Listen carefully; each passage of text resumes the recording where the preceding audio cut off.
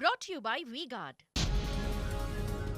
જૂનાગઢ શહેરમાં સતત વરસાદ. શહેરના કાળવા ચોક, દિવાન ચોક, મધુરમ, ઝાંઝરડા બસ સ્ટેન્ડ સહિતના વિસ્તારોમાં ભરાયા પાણી. લોકોને ગરમીથી મળી રાહત.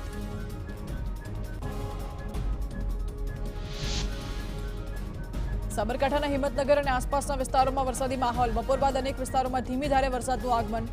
કાંકડોલ અને બેરણામાં પણ વરસાદી વાતાવરણ.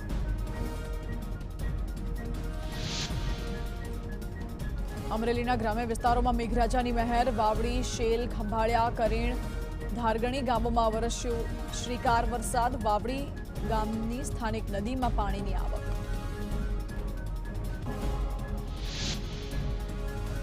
બનાસકાંઠાના વાવ પંથકમાં વીજળી પડતા ઘાસચારામાં લાગી આગ. ડેડાવા ગામે ખેતરમાં રાખેલા ઘાસચારામાં આગ લાગી. દાંતાબાદ વાવ પંથકમાં વીજળીના કારણે ઘાસચારો બળી જવાની બીજી ઘટના.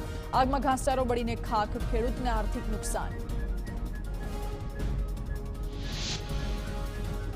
પોરબંદરના તોફાની દરિયામાં લોકો સ્નાન કરતા દેખાયા. 2 દિવસ પહેલા ભાજપના અગ્રણીએ તંત્રને સમુદ્ર તરફ જતા લોકોને અટકાવવાની કરી હતી માંગ. સમુદ્રમાં ભારે તોફાની મોજા વચ્ચે લોકો સ્નાન કરતા જોવા મળ્યા. લોકો પોતાનો જીવ જોખમમાં મૂકીને કરી રહ્યા છે સ્નાન. Brought to you by V-Guard.